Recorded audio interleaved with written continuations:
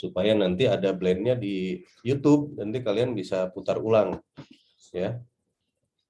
Oke, kita lanjutkan lagi ya tadi pembahasannya ya, walaupun lupa nggak masalah lah, namanya juga manusia, tempat hilap dan dosa. Mana tadi teh hilang ini ya. Kita lanjut. Nah, ini adalah alat dan teknik implementasi strategi.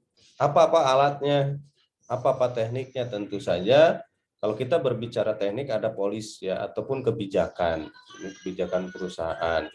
Kemudian harus ada motivasi gitu. Dari siapa? Ya dari tim semua.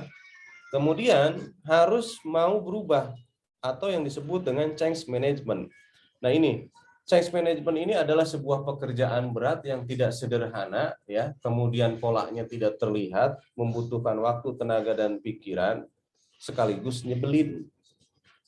Saya banyak sekali memiliki pengalaman bagaimana melakukan change management pada sebuah organisasi. Dan saya merasakan, waduh, kalau enggak kalian memiliki jiwa yang sakti itu, penuh kesabaran, tentu ini akan menjadi sesuatu pekerjaan yang sangat menjenuhkan, makan hati ya. Sebuah contoh seperti ini. Apa yang disebut dengan change management? Ya, kita langsung ke aktual. Change management itu adalah bagaimana sebuah budaya perusahaan, culture sebuah perusahaan melakukan perubahan ke dalam sebuah kultur baru. Contoh, ya. Pada saat saya contoh kemarin di Sumatera Barat mengimplementasikan tentang kinerja. Apa yang dilakukan di sana? Pimpinan menginginkan bahwa, Mas, bagaimana saya bisa memonitor seluruh personil satu provinsi bahwa mereka bekerja dengan benar? Nah, itu pertanyaannya. Saya jawab, gampang, Jenderal. Kita buat saja kinerja. Konsekuensinya, berarti pimpinan sekarang ini mengadopsi kepemimpinan digital. Dan mau tidak mau, anak buah harus beradaptasi. Oh ya sudah, tidak masalah. Kita lakukan. Nah, biasanya pada saat terjadi perubahan kebijakan dan strategi dalam sebuah organisasi, itu akan menemukan benturan-benturan, akan menemukan sebuah ganjalan, sebuah kerikil-kerikil di mana banyak orang yang sudah enak di zona nyaman, sudah tidak lagi mau berubah, yang tadinya bebas kemudian merasa terawasi, ini tentu saja nanti memiliki tantangan-tantangan tersendiri. Banyak hal yang mereka ajukan sebagai argumen untuk bagaimana supaya program tersebut gagal. Nah, change management ini banyak sekali cerita terjadi kegagalan pada sebuah perusahaan. Dari siapa faktor kegagalan itu? Yang paling banyak adalah dari user, dari kita pribadi, dari masyarakatnya atau dari karyawannya. Kenapa? Karena mereka enggan berubah. Sebuah contoh aktual lagi.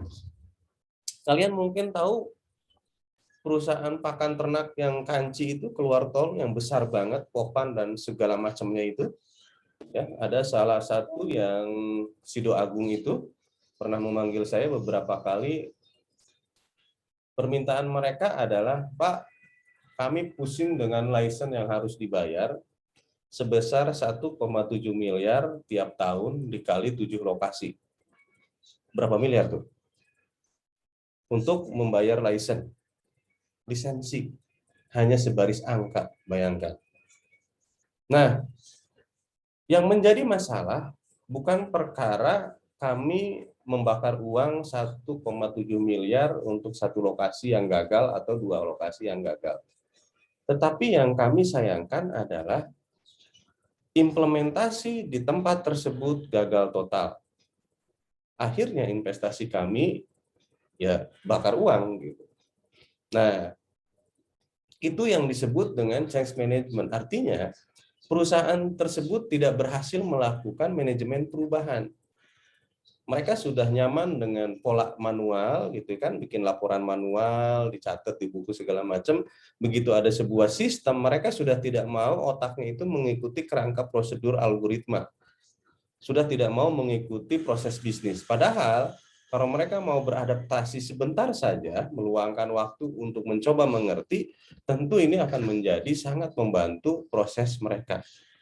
Ya, jadi change management itu menjadi sangat krusial ya pada saat sebuah perusahaan memiliki strategi. Entah itu perusahaan, entah itu organisasi, entah itu lembaga negara, itu sangat krusial. Dan alhamdulillah saya oleh beberapa kawan di perusahaan-perusahaan itu dianggap orang yang mampu melakukan perubahan.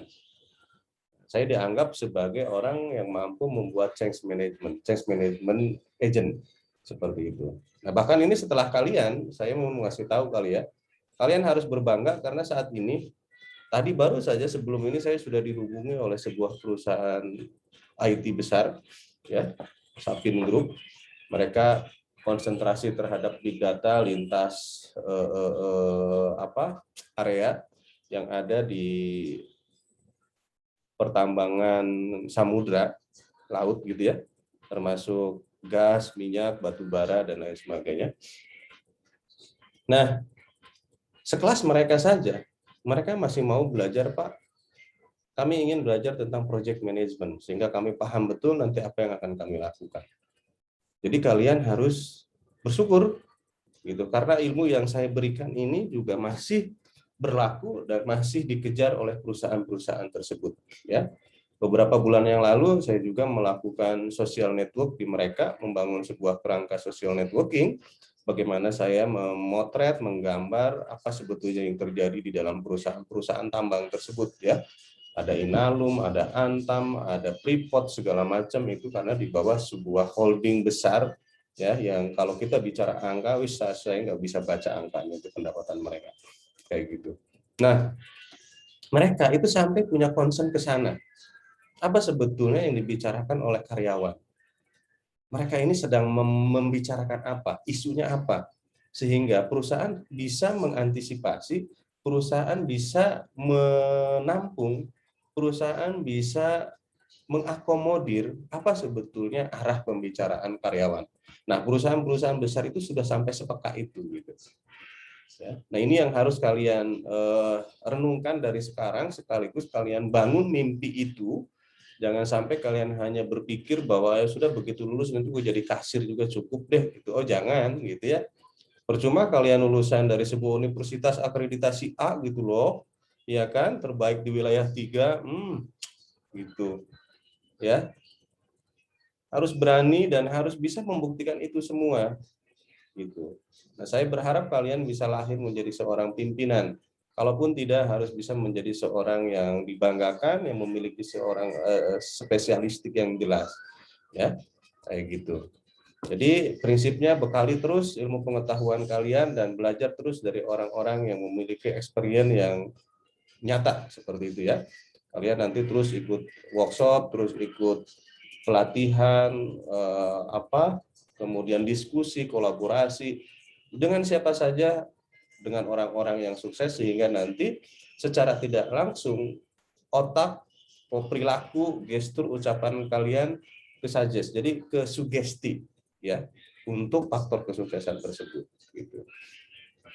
Nah, ini kalau kita berbicara change management tadi, gitu ya, akhirnya kita membangun rasa urgensi, mengembangkan visi dan misi, itu juga pasti, gitu ya, menciptakan panduan koalisi. Nah, ini karena harus berkolaborasi.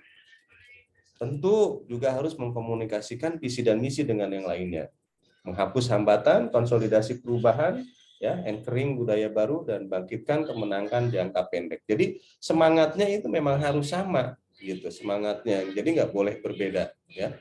Nah, ini nanti kalian akan temukan ini biasanya pada saat kalian bergabung. Kemudian nanti pada saat kalian baru masuk, kemudian orang lama ada cerita miring. Ah, lu ngapain sih ngelamar ke perusahaan di sini? Gua aja begini-begini aja. Ingat, itu adalah apa ya? Semacam kayak bukan ujian kalau menurut saya. Nanti kalian di lapangan akan menemukan orang yang seperti itu. Jadi orang yang menjelekkan perusahaannya, tetapi secara nyata dia masih berada di situ. Itu lucu nanti. Itu pasti kalian akan temui. Lu ngapain ngelamar ke perusahaan ini? Perusahaan itu nggak enak begini-gini aja, gue aja masih begini-gini aja. Dan lucunya mereka masih bercokol di situ. Nah, hati-hati nanti kalian akan bertemu dengan orang-orang yang bermental seperti itu. Pesan saya dari sekarang, kalian jangan pernah ya menjatuhkan, kalian jangan pernah menjelekan, kalian jangan pernah membuat brand image yang negatif terhadap organisasi ataupun perusahaan kalian di mana kalian berdiam diri, di mana kalian bergabung. Ya, apabila kalian sudah punya kemampuan, tinggalkan, jangan menggunjing tempat sendiri. Itu sama halnya kalian menjelek-jelekan orang tua kalian sendiri, menjelek-jelekan saudara sendiri yang dalam satu rumah. Analoginya begitu ya. Hilangkan mental itu dari sekarang. Nanti kalian pasti akan ketemu dengan orang-orang yang seperti itu. Oke, berikutnya. Kalau kita berbicara lagi tentang ya evaluasi, tadi kan sudah ada. Kalau kita sudah membuat strategi, tentu ada taktik-taktik, itu cara bagaimana kita melakukan perlawanan, penyerangan, pelaksanaan, intinya begitu. Nah, lalu nanti kekuatan perusahaan hasilnya itu akan diukur. Salah satu alat yang paling populer adalah balance scorecard. Ya, balance scorecard ini menilai dalam 4 hal. 1, keuangan, finansial, 2, bisnis proses, 3, learning and growth. Ini biasanya kaitannya dengan sumber daya manusia. Yang terakhir adalah perspektif customer atau yang disebut dengan perspektif pelanggan. Nah, 4 hal ini yang kemudian pada akhirnya akan menjadi sebuah bahan analisa. Pak, seperti apa balance scorecard? Nanti kita akan belajar. Ya, ini penting untuk di perusahaan-perusahaan biasanya menggunakan ini evaluasinya. Karena sampai saat ini belum ada metode baru lagi. Ya, seperti itu. Oke. Kemarin kita sudah cerita apa itu manajemen project dan saya harap kalian tetap masih ingat, gitu ya. Kemudian ini tujuan daripada training project management ya. Saya mengulang saja, paling tidak kalian bisa mengerti, memahami proses project, mampu memimpin. Nah, lagi-lagi di sini ada kata-kata mampu memimpin. Menginisiasi. Menginisiasi itu kalian memiliki ide pokok pikiran.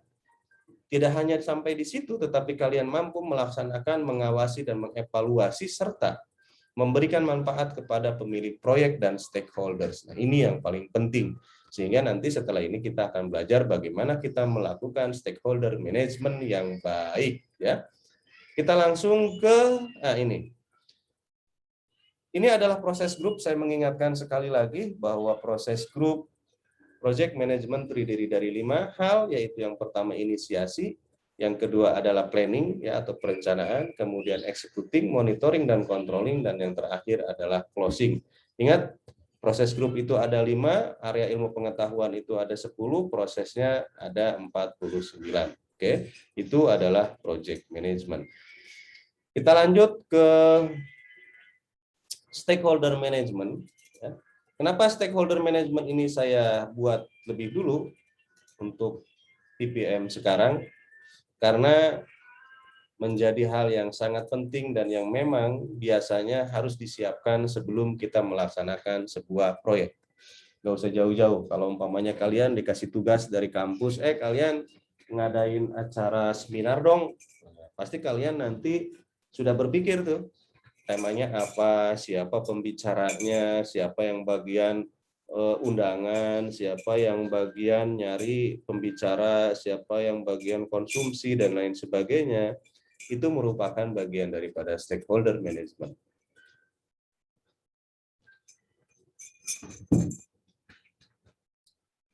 Stakeholder management itu adalah manajemen pemangku kepentingan.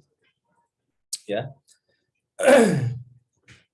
Ini adalah mencakup proses yang diperlukan untuk mengidentifikasi orang, kelompok, atau organisasi yang memiliki dampak atau dipengaruhi oleh proyek untuk menganalisis harapan pemangku kepentingan dan dampaknya terhadap proyek. Ya.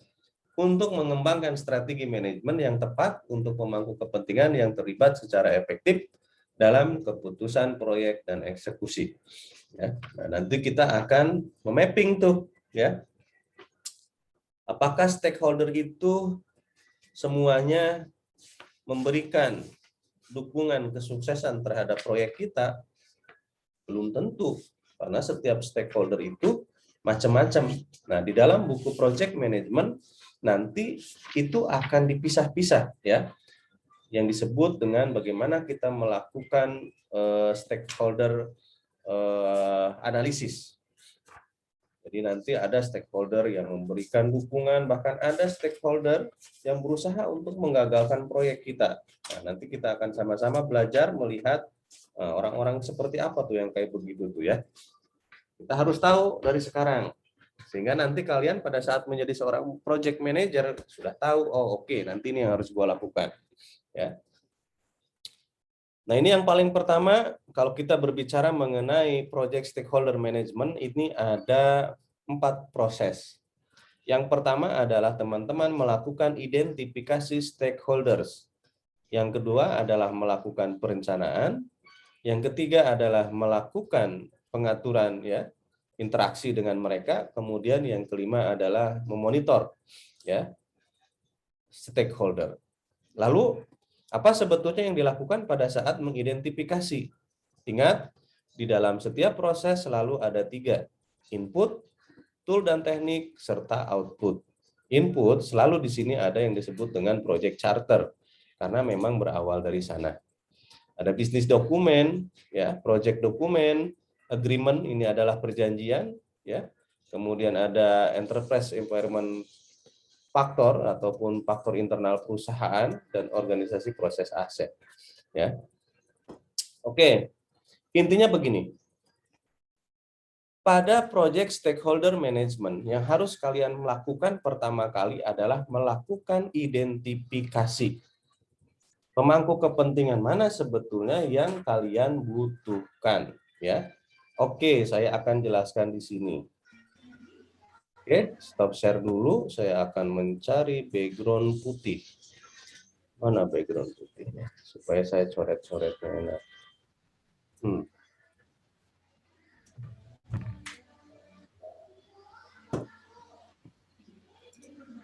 Oke.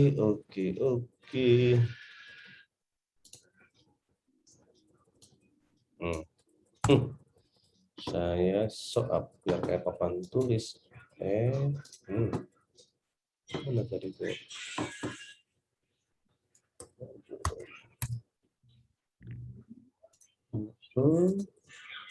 Mana cannot ya. Oke. Saya akan jelaskan di sini ya tentang komponen stakeholder management. Kalau di dalam bukunya Pak siapa ini, Budi Suwanda. Nah, ini buku lebih mahal daripada harga kelas kalian nih. Ini buku ini harganya 500.000. Yang bikin orang PP UGM. Beliau adalah direktur operasional di PP Project yang ngebangun tol dan lain sebagainya. Kemudian buku PMU saya di mana saya juga lupa. Ya. Nah, ada 2 bagian atau 2 grup ya yang disebut dengan stakeholders. Jelek. Mana yang lebih gede? Nah, oke. Yang pertama dari sisi atau yang disebut dengan internal ya stakeholders. Internal stakeholder itu siapa? Yaitu karyawan. Jelek sekali saya nulis di sini itu nggak jadi ya. Nggak jadi. Saya pakai tools lain aja. Yang sudah saya jelas punya. Oke. New mind map. Oke ya. Stakeholders. Key stakeholders. Mind map mana nih? Oke. Nah, stakeholders menurut Pak Budi Suwanda, beliau adalah ahli project management dari Indonesia, orang UGM yang sekarang berkarir di PP ya. Itu ada 2. Yang pertama adalah internal, seperti yang tadi kita bahas. yang kedua adalah eksternal. Nah, yang internal tuh siapa? Ya, biar bagus gambarnya. Kita genit-genitin dikit lah ya. Yang internal itu ada yang disebut dengan karyawan. Kelihatan nggak dari situ? Kelihatan ya? Kelihatan, Pak. Kelihatan, Pak. Oke, karyawan. Kemudian yang kedua adalah manajer. Nah, ini adalah para stakeholders ataupun pemangku kepentingan. Yang ketiga adalah owner atau sponsor. Ya, owner. Nah, ini. Nah, kalau di luar sana itu banyak ya. Tentu saja ada vendor ataupun supplier kayak begitu. Kemudian ada pemerintah, ya, regulator. Kemudian ada siapa lagi tuh ya, kreditor yang ngasih utang. Kemudian siapa lagi, ada customer ya, customer dan ada shareholder. Nah ini ya, dan satu lagi katanya sih ada society juga ya. Nah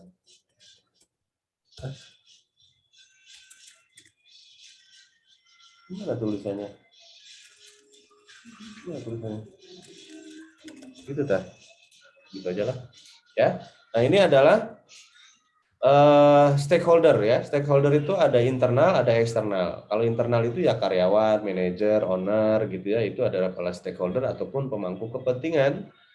Nah, kalau eksternal ini ada vendor, regulator ya. Regulator ini bisa juga pemerintah gitu bahasanya. Kemudian ada kreditor, kemudian customer, shareholder, dan society. Nah, nanti kita akan belajar nih mengidentifikasi. Nah, tadi kan bahasanya adalah pada saat pertama kali kalian memiliki sebuah proyek tentu harus membuat proyek charter. Setelah itu kalian identifikasi itu stakeholder yang akan berkolaborasi atau berhubungan dengan proyek kita. Disinilah saatnya kita melihat tugas kalian. Nah, ini sering keterkaitannya begini, ya. Kita ambil contoh sekarang ke salah satu tugas kalian. Semoga sudah pada ngirim. Ya. Kita ambil contoh. Kelihatannya dari sana ya, monitor saya. Oke. Kelihatan. Di sini kelasnya banyak sekali nih, ribuh. Oke. Saya akan random di sini. Oke. Yang pakai PDF dulu. Ini untuk Dea Pazelina. Dia Pazelina. Ini kayaknya bapak ibunya dulu lagi main puzzle nih pada saat buat si Dea. Membangun retail online terbesar di Indonesia. Nah, ini salah puzzle. Dia ini tuh yang harus kamu sebutkan di sini adalah nama proyeknya, ya. Apakah toko apa gitu, sebutkan langsung. Project deskripsi goals. Membangun sebuah perusahaan retail online terbesar di Indonesia adalah berfungsi untuk mempermudah orang berbelanja, bla bla bla bla. Oke. Nah, ini ya. Kemarin yang saya bilang bahwa pada saat pembuatan project charter, kalian tolong membuat sesuatu yang terukur. Ya, jangan yang mega proyek seperti ini berbicaranya menjadi membangun retail terbesar di Indonesia tapi modal kamu itu hanya 5 juta, 150 juta sama 5 juta. Gimana ya, nggak nyambung ya. Kayak gitu. Tapi ya nggak apa-apa. Kayak gitu namanya juga latihan. Oke. Kita lihat, nah ini sama-sama dia. Coba kita lihat Dea Lestarinya. Oke. Pembangunan aplikasi tracking. Mana ini si Dea? Ada orangnya? Dea Lestari? Ada, Pak. Aplikasi tracking apa yang kamu maksud? JNT. Oke, JNT. Nah, ini lebih jelas terukur membangun aplikasi tracking. Oke. Project description goals-nya apa? Indonesia adalah bla bla bla bla. Nah, ini sebetulnya sih oke lah, latar belakang kayak begini tuh nggak usah dijelaskan terlalu panjang lebar. Tapi yang jelas apa dia sebetulnya? Nah, ini adalah tracking barang melacak informasi keberadaan barang yang dikirim dengan, nah ini aja intinya sebetulnya. Nah, kayak begitu. Resikonya apa? Nah, dari aplikasi tracking ini diidentifikasi, project manager akan menentukan dan menerapkan strategi meminimalisir kemungkinan resiko. Terjadi kebocoran data, pemalsuan data, oke. Bug, iya. Oke. Kamu copy paste punya siapa dia?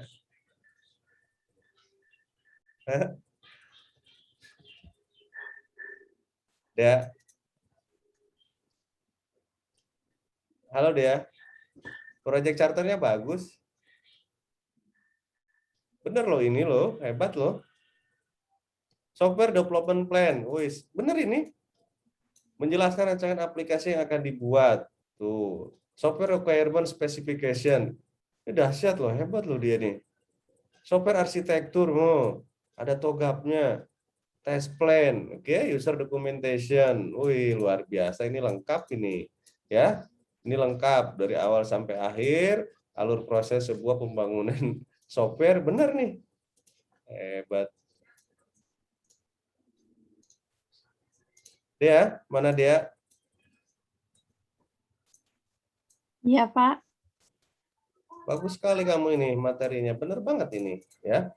Kayak gitu. Scope definition-nya, sistem harus dapat menunjukkan informasi dan checkpoint, sistem dan pergerakan barang. Nah, oke, performa oke.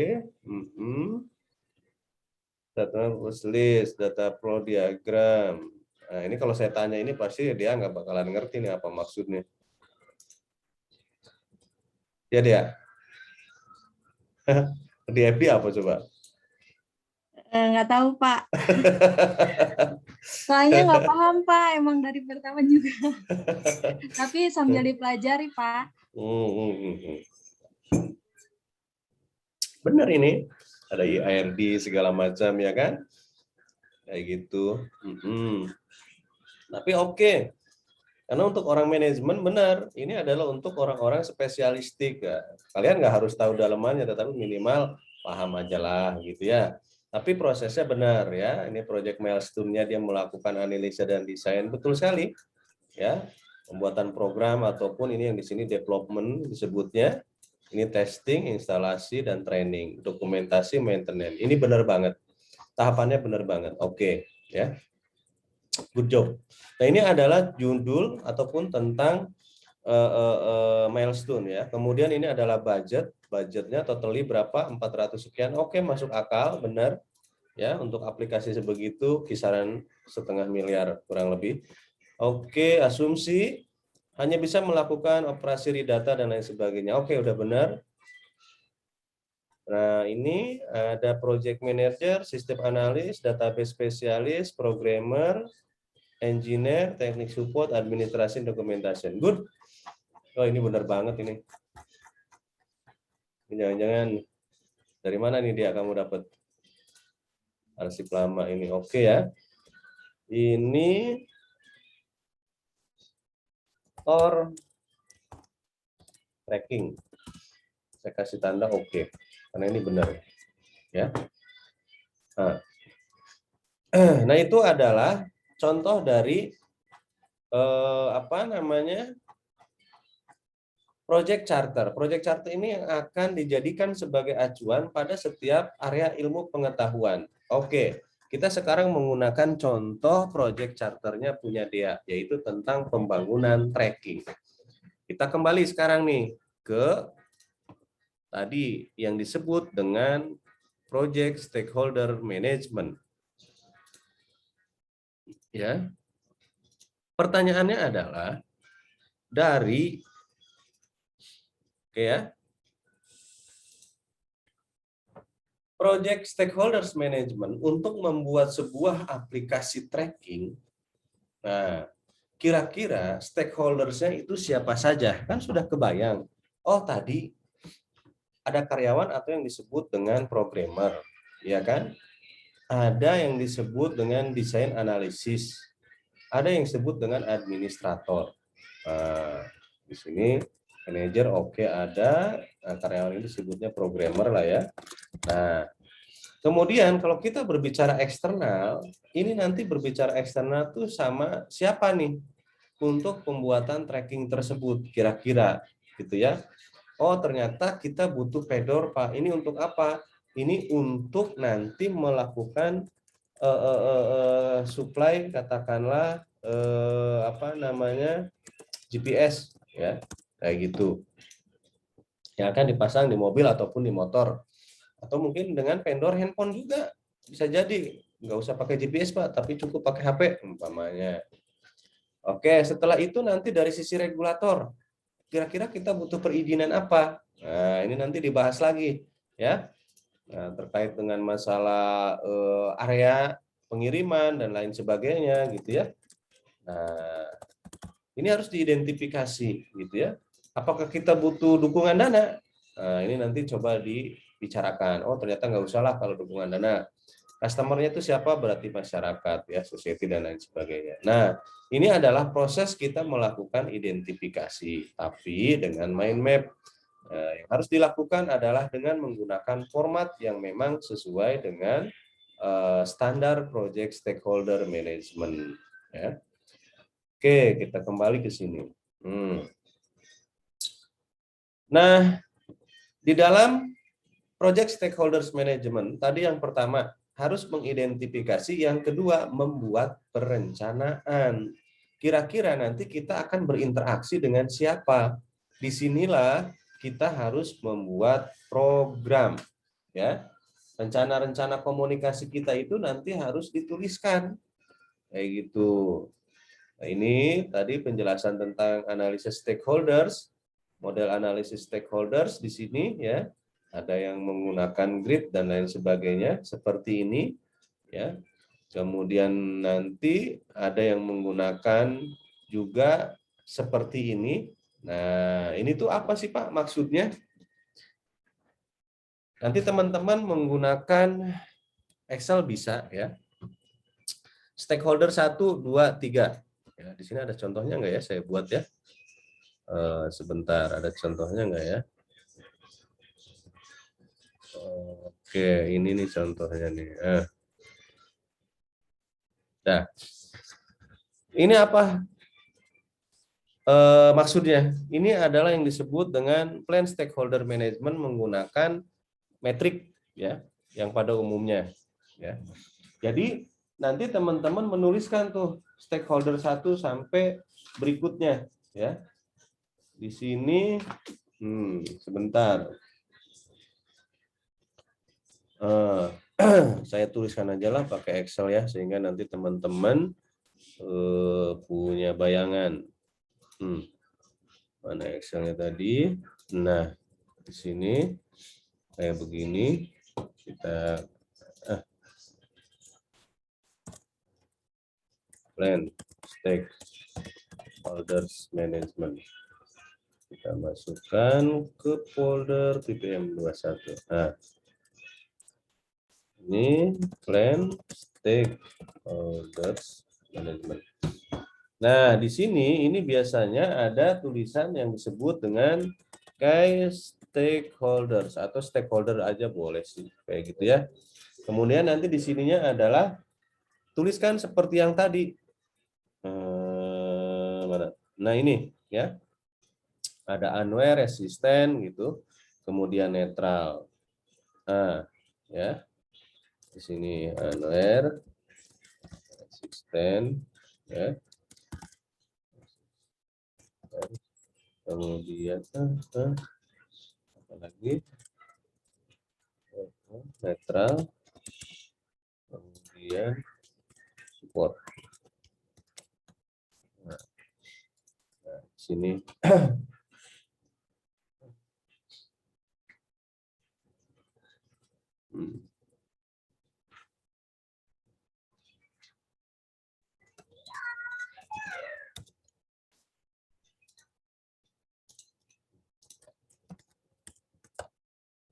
kemudian netral. Yang ini mendukung. Nah, gitu ya.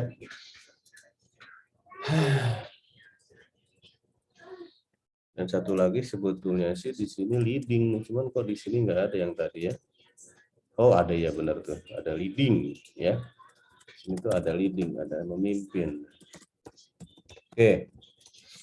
Ini yang disebut dengan perencanaan stakeholder management ya. Nanti saya akan share ini juga. Jadi gampangnya adalah pada saat teman-teman ingin membuat sebuah proyek, itu harus diidentifikasi dulu akan berhubungan dengan siapa. Yang paling penting adalah eksternal terlebih dahulu. Oke, pertanyaan saya sederhana. Karena dia yang membuat proyek tadi. Eksternalnya itu siapa? Di dalam pembangunan sistem tracking, kamu akan berhubungan dengan siapa?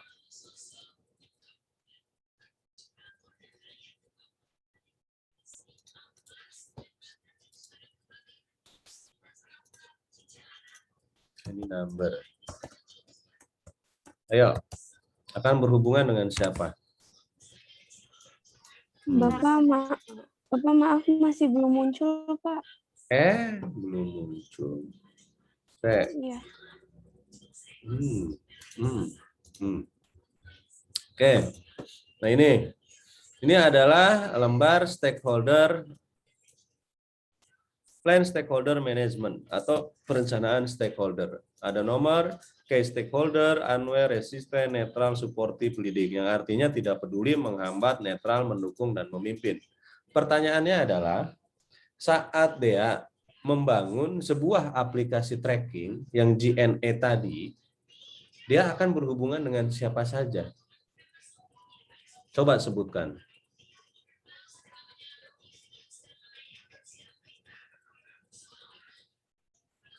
Ada yang bisa bantu teman-teman yang lain?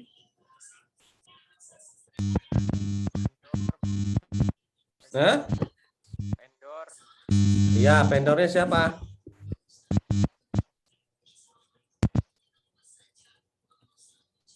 Vendornya siapa? Sebagai pemasok apa?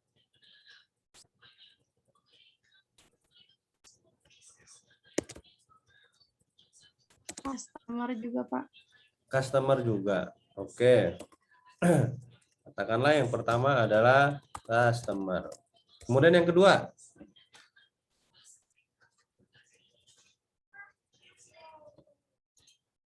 Ayo.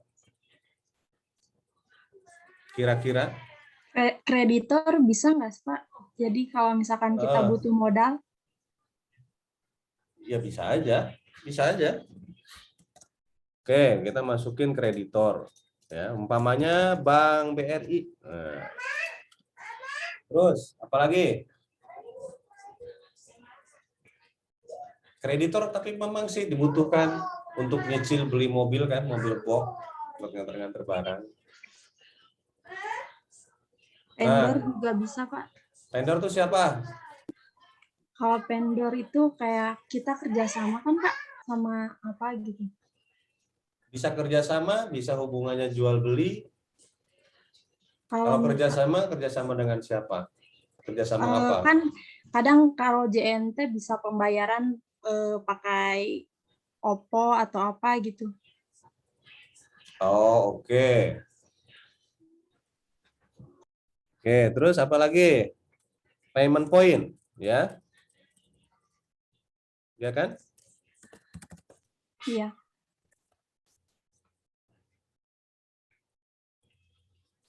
Apalagi setelah lain itu? Dengan regulator ada nggak? Dengan pemerintah ada nggak?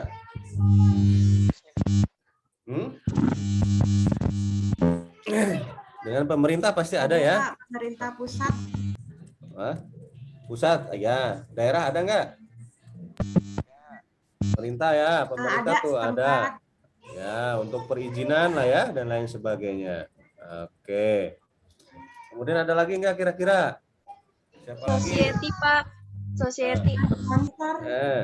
Society itu siapa maksudnya? Masyarakat, Pak. Masyarakat, customer tadi berarti ya. Oke, ada lagi nggak? Sponsor, Pak. Sponsor itu siapa? Sponsor itu bagaimana? Pengertian sponsor kamu gimana coba?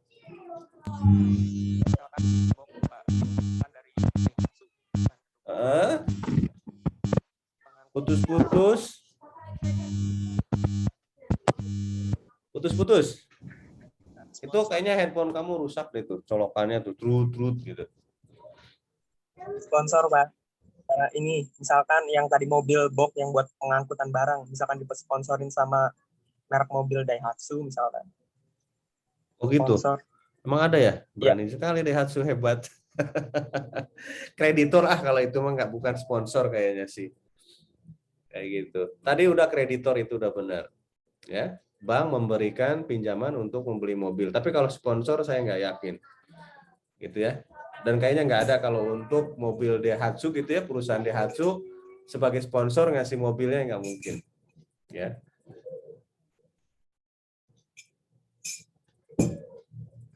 Kayak gitu. Oke, katakanlah cukup seperti ini ya. Kita punya 5 stakeholder eksternal untuk proses perjalanan aplikasi kita. Di sini teman-teman nanti harus mengidentifikasi customer. Di dalam kita pembuatan aplikasi tracking, apakah mereka peduli atau enggak sih sebetulnya? Ya kan? Oh, karena itu terkait dengan masalah barang mereka, mereka pasti memiliki kepentingan yang tinggi. Nah, ini nanti kita checklist di sini, ya, di checklist begitu ya. Nah, kayak begitu. Kemudian Bank BRI, kreditor, apakah dia juga memiliki peran? Apakah dia tidak peduli, menghambat, gitu ya? Apakah netral atau justru dia memimpin? Nah, ini teman-teman harus tahu. Pada umumnya orang-orang atau lembaga yang meminjamkan dana biasanya mereka suka mengambil peran. Artinya mereka ngatur. Itu berarti sama dengan mereka memimpin. Jadi artinya gini, kalau kamu nggak sesuai dengan kebijakan gue, ya udah nggak bakal gue kasih duitnya. Nah, kayak gitu ya. Kemudian payment point. Payment point ini karena dia juga punya kepentingan, pasti dia akan mendukung. Nah, di sini. Nah, tapi regulator ini nih, aduh Kakang, ini nggak di mana-mana ya. Regulator pada umumnya, Indonesia itu kan terkenal untuk berproses masalah izin aja, susahnya setengah mati, iya kan? Di sisi lain kita suruh membuat UMKM, tapi di sisi lain proses perizinannya sangat-sangat panjang dan semua harus keluar duit. Artinya kalau kayak begitu mendukung atau enggak? Enggak kan? Kita dipersulit kan? Oke, kesimpulannya seperti itulah. Ya, oke, berarti ini adalah mereka-mereka yang tidak peduli atau mereka justru yang mengancam keberlangsungannya proyek kita. Nah, di sini centang. Ini hati-hati dengan yang seperti ini. Karena apa? Ini bisa menghambat dan menganggalkan proses proyek yang akan kita laksanakan. Ini aktual nih, saya cerita ya. Dulu beberapa bulan sebelum ini kan saya masih megang beberapa konsultan perusahaan properti. Persoalan pertama yang harus dihadapi adalah selalu berhadapan dengan masalah regulasi, ya, berhadapan dengan regulasi yang harus dipenuhi sebelum kita melaksanakan pembangunan ataupun pembebasan lahan. Nah, di dalam proses dokumen legal aspek, disitulah biasanya banyak hal-hal yang di luar ketentuan ataupun perundang-undangan. Ya, alih-alih mereka membantu untuk menerbitkan, tapi mereka meminta jasa pengertian.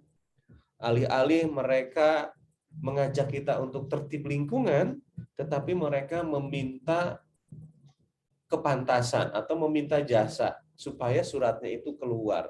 Itu kan aneh gitu loh ya. Nah, ini biasanya terjadi dari sisi regulator. Karena apa? Mereka pasti secara kasar berpikir kayak gini, gua ngasih izin yang untungnya kalian kok, bukan gue. Itu pasti gitu. Ya, nah ini kayak gitu. Jadi hal-hal yang kayak begini kalian harus perhitungkan. Nah, kenapa di dalam project management analisis stakeholder itu menjadi penting supaya nanti kalian tahu siapa yang akan menghambat, siapa yang akan mendukung, dan siapa yang bersikap netral. Nah, di sini ada society, ada masyarakat ya. Masyarakat itu biasanya sih netral, lah bodo amat lah, lu mau bagus kayak mau kagak, perusahaan lu ini gitu kan, emang gue yang dapat duitnya paling kalau pas gue lagi butuh doang. Nah ini bikinlah seperti ini yang lengkap untuk seluruh ya proyek kalian, apapun yang akan kalian lakukan. Entah itu kalian membuat seminar, entah itu kalian membuat event organizer, wedding planner, dan lain sebagainya, biasakan kalian mengidentifikasi nama-nama stakeholders kalian. Dulu saya pada saat menjadi manajer pemasaran, saya selalu melist register namanya. Ya, mencatat seluruh stakeholder perusahaan-perusahaan yang bekerja sama dengan saya. Mulai dari data, alamat, siapa penanggung jawabnya, karakteristiknya kayak apa, orangnya, kebiasaannya dia seperti apa yang dia suka, semua saya punya database-nya. Kalau dari sisi pemasaran. Untuk apa? Ya untuk mencari di mana kita bisa mengambil peluang tersebut. Karena ingat, di dalam strategi bisnis, itu seringkali antara ilmu pengetahuan dan seni harus dikolaborate. Nggak bisa kita melulu berbicara tentang ilmu pengetahuan. Ya, nah ini pengalaman nih aktual. Jadi saya kalau memberikan gambaran ke kalian, saya tidak akan mengajak kalian untuk mengawang-awang, tapi semua by experience yang pernah saya alami gitu ya, dari pengalaman saya menjadi seorang kuli gitu ya. Nah seperti itu kurang lebih. Jadi itu nanti teman-teman harus tahu ya. Lebih lengkap lagi dari ini, kalian nanti harus bikin list register, pilih semua tuh kebutuhannya. Ya, harusnya sih nanti kita di quality project management itu nanti ada. Ya, perusahaan ini akan mensupport apa, barangnya dari mana dan lain sebagainya, itu semua harus detail ya. Kayak gitu. Nah, ini adalah contoh dari perencanaan stakeholders ya. Kita kembali ke materi. Nah, setelah kita nih dilihat di sini ya, tadi mengklasifikasikan, membuat perencanaan stakeholder satu, oh ternyata dia nggak peduli gitu ya, tetapi dia ngedukung. Ini kan agak aneh juga sih sebetulnya nih CD ini ya. Kemudian stakeholders di sini 2, oh ternyata dia orangnya netral gitu ya. Saat ini, nah ini yang disebut DC ini tuh current, kemudian kalau D itu desire ya, diharapkan atau direncanakan, kayak begitu ya. Ini kalau C itu current, kalau ini D itu desire ya, saat ini dan yang direncanakan, kasih tandanya begitu. Tapi kalau gampang sih ya di checklist aja lah kayak gitu ya. Nah ini adalah stakeholder engagement metric ya. Nah, di sini sudah kelihatan nih ada Ricky Point, Martin Cake, Zehram, kemudian Zakertek dan lain sebagainya.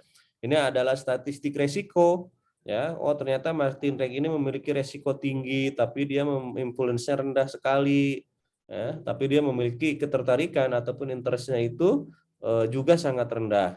Nah, kelihatan di sini nih ya. Kayak gitu. Kemudian dia apa nih?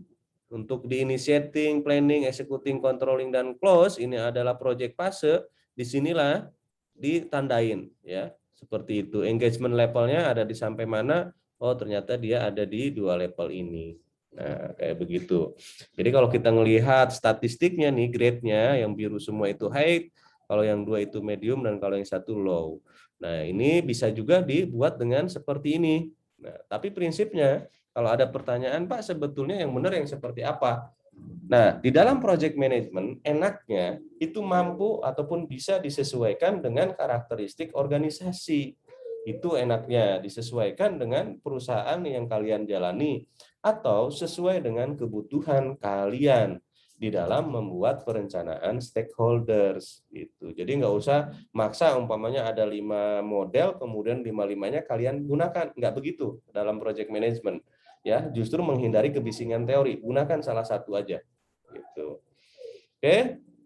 Ini adalah stakeholder register tadi yang kita bicara, yang saya bilang bahwa list register itu kalau di sini disebutnya adalah stakeholder register. Jadi catatan para stakeholder. Ada rule, kontak, kategori dan lain sebagainya. Di sini disebutkan ya, ekspektasi dan lain sebagainya. Kemudian requirement-nya mereka menyediakan apa segala macam, bagaimana kita berhubungan dengan mereka. Itu semua dijelaskan yang detail ya. Jadikan ini sebagai kitab suci. Sehingga pada saat nanti kalian ingin bernegosiasi, ingin berkomunikasi dengan stakeholders tersebut, kalian buka dulu tuh. Oh oke nih orangnya kayak apa sih? Oh ternyata dia nggak begitu mendukung nih, orangnya agak rumit gitu kan. Oh dia biasanya bicara kayak begini, oke gen dia itu begini, hobinya dia ini, oke dia paling nggak bisa bicara ini. Nah dari situ nanti kalian sudah megang, oke gua harus bicaranya nanti seperti itu. Nah gitu maksudnya ya. Jadi harus didalami dulu ya. Oke, nah itu adalah bahasan kita tentang stakeholder register ya. Di mana teman-teman harus mampu melis dan menganalisa seluruh kebutuhan stakeholder ya. Seperti apa? Karena bagaimanapun ya, setiap manusia, setiap bangsa dan negara ini memiliki karakteristik ya, seperti halnya yang dikatakan oleh si Lewis ya. Nah, dia ini adalah orang yang meneliti tentang karakteristik manusia di muka bumi. Kayak begitu ya. Orang-orang yang ada di muka bumi. Kelihatan nggak nih kalian nih? Kelihatan ya? Ya. Oke, share. Oke, kelihatan ya? Kelihatan, Pak. Nah, ini yang disebut dengan Lewis Model of Culture Type. Jadi si Lewis ini meneliti manusia, suku kebangsaan seluruh dunia, kemudian dia kategorikan, ya. Ada kategori logik, ada emosional, dan ada diplomat. Nah, inilah kenapa di dalam pembelajaran tentang komunikasi bisnis, kalau teman-teman sudah pernah belajar dengan saya, di sana ada yang disebut dengan apa namanya, communication culture communication itu, ya. Disinilah pentingnya. Supaya apa? Supaya kita bisa tahu bahwa bangsa-bangsa di dunia ini memiliki karakteristik dan pribadi yang berbeda-beda. Nah, di sini ini mengandung warna dari yang merah ke kuning, kuning ke hijau, ya. Bangsa Indonesia nih, ini ada di antara merah dan kuning, antara ada pribadi orang yang memiliki sisi emosional dan diplomat, artinya orang yang sangat mendengarkan, tetapi dia reaktif. Makanya kenapa sosial media itu rame sama orang Indonesia, karena segala sesuatunya diukurnya tidak menggunakan logik, tapi menggunakan emosional. Hoax terbesar di muka bumi, kenapa ada di Indonesia? Karena kepribadiannya udah kelihatan nih, kayak begini, reaktif. Kayak begitu. Berbeda dengan orang-orang yang ada di area biru. Ini adalah orang-orang logik. Ya, orang-orang yang menggunakan pemikiran. Kayak begitu. Mereka lebih intuisinya lebih matang, tidak reaktif. Mereka berbicara berdasarkan fakta dan logika. Kalau Indonesia nggak usah, yang penting gue ngomel dulu gitu. Yang penting sih ngegas dulu, judulnya kan gitu ya. Kalau orang kita kayak gitu. Bener apa enggak, yang penting baper dulu gitu. Nah, itu orang kita. Jadi kita nanti udah harus tahu berbicara dengan bangsa mana, harus dengan cara apa. Kayak begitu ya. Nah, kemudian dia petakan seperti ini nih. Di sini kita lihat ya. Jadi kalau kita lihat di sini, ini sudah ada yang disebut dengan linear aktif, multi aktif, dan reaktif. Nah ini yang di daerah kuning sini nih, ini orang-orang yang reaktif. Ini biasanya orang-orang Timur Tengah, Afrika, yang gitu-gitulah, mungkin sesuai dengan areanya kali ya, yang panas gitu kan. Nah Indonesia ini adalah orang-orang yang ada di persimpangan nih. Cuman celakanya persimpangan yang buruk. Persimpangan dari yang reaktif ke emosional tuh. Aduh, saya bilang pantesan aja. Ya sudahlah. Gitu ya. Nah, ini adalah area-area biru nih, adalah linear aktif ya, cool, faktual ya, decision planner. Asik kan? Sementara yang merah ini adalah pemarah, emosional gitu, impulsif. Ya sudahlah. Nah, ini adalah peta kepribadian. Jadi penting kita sebagai seorang project manager harus paham pada saat nanti kalian gabung di perusahaan multinasional, ya ini kuncinya ini begini nih. Pada saat kalian gabung di perusahaan besar, Indofood, Pertamina, gitu ya, katakanlah P&G gitu ya, Coca-Cola, itu akan berhubungan dengan orang-orang luar, Panasonic gitu, itu kan multinasional. Tiba-tiba nanti kalian harus satu tim dengan orang Jepang. Oh, kalian tiba-tiba harus satu tim dengan orang-orang Eropa. Kalian harus paham. Harus bicara seperti apa aku dengan mereka, gitu. Harus dengan gaya seperti apa aku bicara dengan mereka. Nah, itu fungsinya. Ya, seorang project manager itu paham. Sehingga kesuksesan dalam berkomunikasi itu bisa mensukseskan juga proses proyek yang akhirnya selesai sesuai dengan perencanaan yang dibuat. Ya, ingat ya, di dalam kita berkomunikasi sama orang, kenapa kita harus selalu cari tahu, kepo, bukan untuk gibah, tetapi untuk bagaimana kita menselaraskan supaya bisa terjalin komunikasi yang baik. Ya. Pada akhirnya, tujuan perusahaan itu bisa tercapai, proyek kalian bisa berjalan dengan lancar dan tuntas. Ya. Nah, itu pembelajaran kita kali ini ya tentang stakeholders management. Kelanjutannya adalah sebagai tugas ataupun mengimplementasikan dari praktek yang kita akan lakukan adalah teman-teman coba membuat ya dalam satu sheet aja, dalam satu file Excel, satu yang disebut dengan project plan stakeholder ya, yang tadi perencanaan stakeholders. Kemudian yang kedua adalah list register ya, atau stakeholder register. Jadi kalau perencanaan nih ya, plan stakeholder management adalah kalian mengidentifikasi siapa-siapa yang akan berinteraksi dengan proyek kalian, sementara kalau stakeholders register ya, register itu adalah kalian melis ya nama-nama perusahaan ataupun orang yang berhubungan dengan kalian ya. Nah, ini di sini ada nama perusahaan gitu ya, dan seterusnya yang tadi saya jelaskan ya, dan seterusnya sheet-nya. Nah, ini. Jadi kalau yang pertama kalian silahkan di list stakeholdernya siapa aja, kategorikan apakah mereka itu mendukung atau menghambat atau netral gitu ya, dan seterusnya. Setelah itu tuliskan stakeholder di sini sampai ke gen analytical-nya. Artinya mereka hobinya apa, sukanya apa, bicaranya bagaimana. Itu dibuat aja seolah-olah, diasumsikan aja ya. Nggak harus aktual ataupun asli, nggak usah. Ya, yang penting kalian paham bahwa oh oke, ternyata seperti ini. Nah, ini nanti dilengkapi, dilihat dari bahannya. Kemudian contohnya akan saya kirim ke grup. Nah, ke sini. Nah, oke. Nah, nanti dikirim lagi ke ruang dosen yang kemudian nanti kita akan bahas secara random di pertemuan berikutnya. Ya. Pengiriman tugas kalian pada tiap pertemuan itu dijadikan sebagai indikasi penilaian saya di dalam memberikan penilaian untuk sertifikat. Ya, seperti itu. Sebentar. Sini file tugas, kemudian PPM kelas A, filter saya tambah, kemudian tugas kedua yaitu plan stakeholders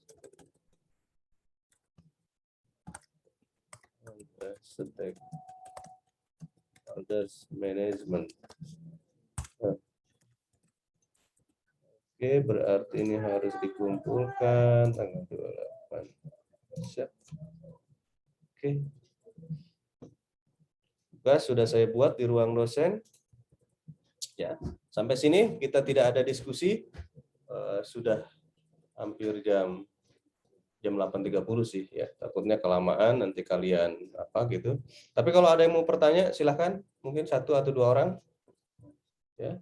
Masalah aktual atau out of topic juga nggak masalah, silahkan saja. Saya kasih kesempatan dulu.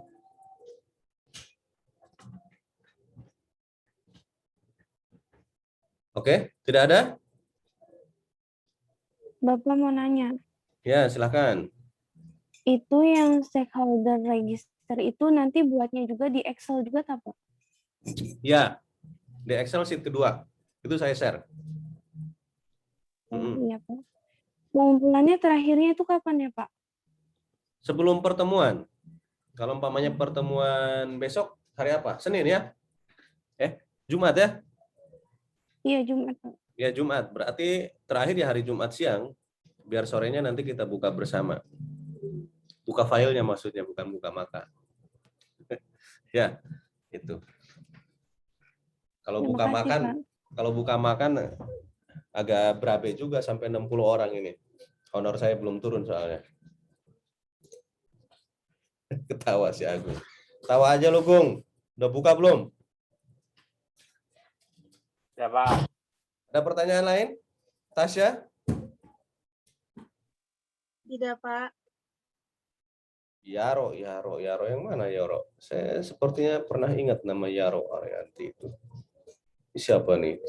Rikianto.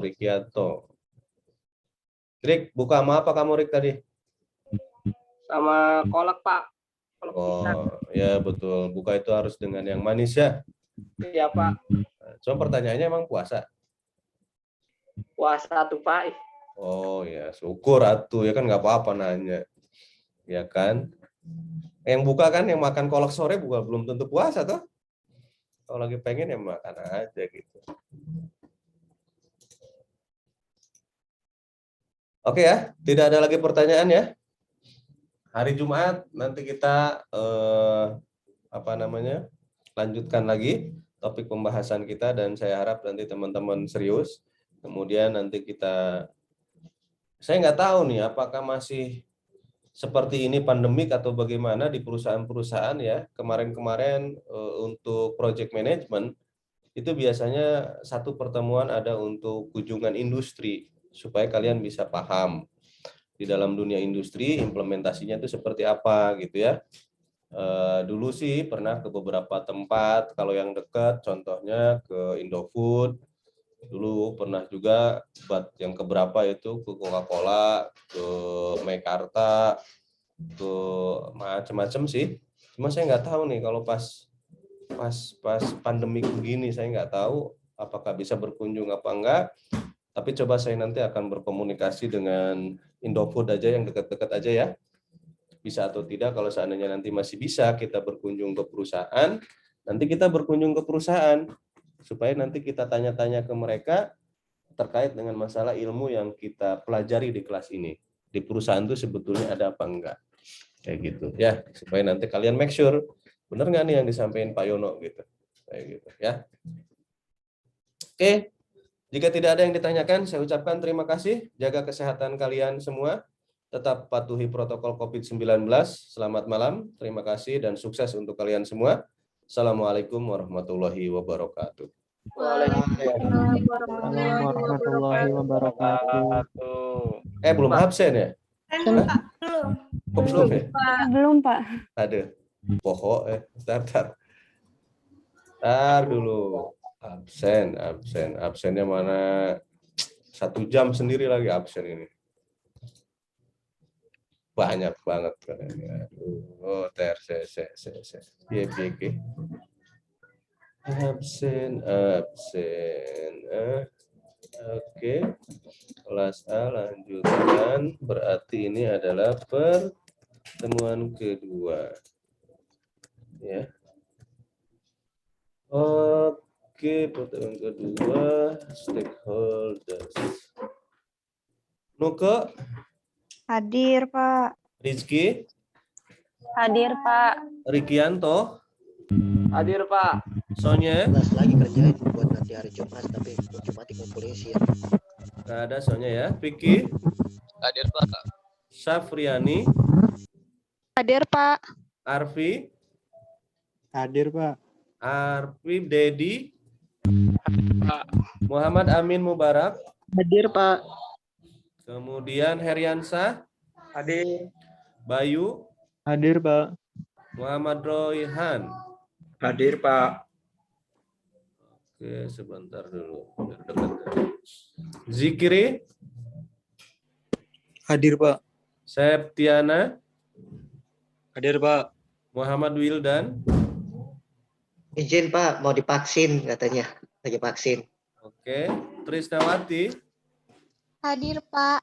Muhammad Iman. Hadir, Pak. Siti Karmila. Nggak ada. Zen. Nggak Hadir, ada. Pak. Oh, ada. Wike. Nggak ada. Wildan. Hadir, Pak. Dea Pazelina. Lulua Margaret. Hadir, Pak. Elva. Hadir, Pak. Wahyu Paudila. Hadir, Pak. Nurul Aulia. Hadir, Pak. Dinda Ayu. Hadir, Pak. Si Dinda ini Pebi, aku baru masuk Pebi. Tadi teh sampai mana? Tasya. Hadir, Pak. Nurul. Hadir, Pak. Devina. Hadir, Pak. Iis. Hadir, Pak. Widya. Hadir, Pak. Bima. Kemudian Desi Nur Laeni. Hadir, Pak. Agung. Tadi ada ya. Inka. Hadir, Pak. Rahmat. Hadir, Pak. Yaro. Tadi ada. Nenden. Hadir, Pak. Dela.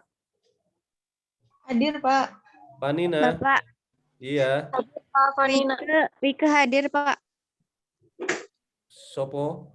Wike. Wike. Dengan di Wike. Wike. Oke. Pak, Siti Karmila hadir, Pak. Ya, nanti dulu. Panina. Fitri Amalia. Hadir, Pak. Rifkilah. Ini saya manggilnya Rifkilah apa Rifki Ilah ya? Saskia. Apa Saskia Anggun? Oke. Tahiyatul. Hadir, Pak. Fitria. Hadir, Pak. Syahrandi. Dea Lestari. Hadir, Pak. Fitriani. Pebi. Febi hadir, tapi sinyalnya jelek, Pak. Selpiani. Selfie hadir, Pak. Tadi siapa yang hadir? Sonia. Ada Sonia. Hadir, Sonia Pak. hadir, Pak. Sonia hadir. Oke. Pak, Siti Karmila hadir, Pak. Muhammad Wildan ada? Nggak ada. Siti Karmila ada ya? Ada, Pak. Oke. Pima. Syahran. Pima. Nggak ada ya? Rifkilah. Hadir. Oke. Hadir. Syahrandi. Sekarang itu tadi ada, Pak. Kayaknya keluar duluan. Oke. Fitriani. Nggak ada ya? Soalnya mana tadi itu ada tadi orangnya tuh. Mana tadi itu? Udah ya semua ya? Oke. Baik. Iya, itu absen di kita. Terima kasih ya atas waktunya. Sekali lagi saya ucapkan Assalamualaikum warahmatullahi wabarakatuh. Waalaikumsalam warahmatullahi wabarakatuh. Assalamualaikum warahmatullahi wabarakatuh. Terima kasih, Pak. Terima kasih, Pak. Sama-sama. Ya.